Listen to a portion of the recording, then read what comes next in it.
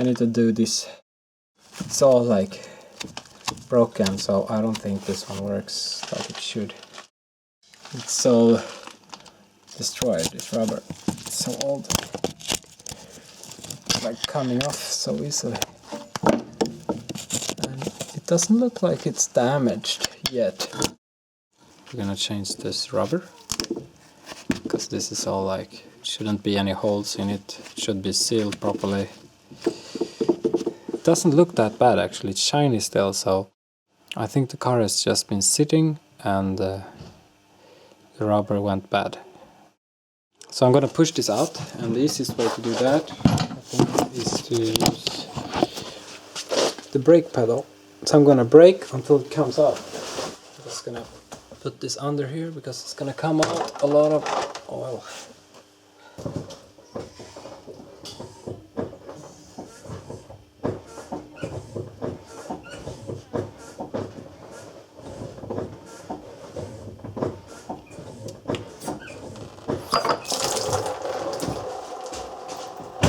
I'm just gonna clamp the hose so we don't have a big mess here. And here is the piston that we got out. Inside here we have another rubber ring that goes all the way around. And that one looks okay, but it's a good idea to replace both of them while you're here. Okay, it's kind of clean now. I took out the old ring. Here's the old one, and I think I'm gonna try putting in this one in here, so it should be in the like inner groove.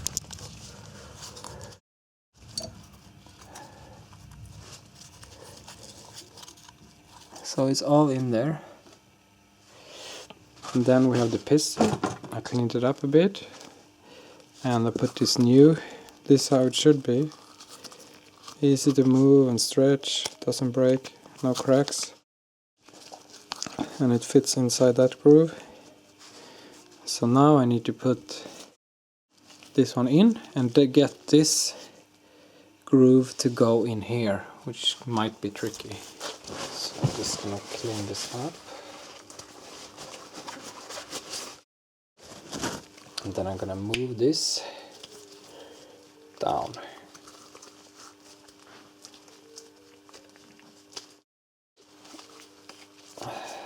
Just like that. I think it should be fine.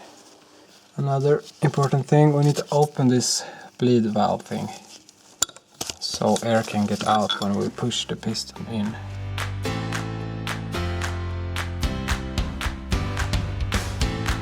At the top you can see that there's like a small piece here. This one should be inside here, but it came out for some reason. But the rest looks pretty good. The rest is good, just up here. So I'm gonna redo this. Push it out again with the brakes and then try again. Second attempt was successful. Now it's in and it looks pretty good. Pushed it all the way in. So I'm gonna reassemble this, and then I'm gonna bleed the brakes.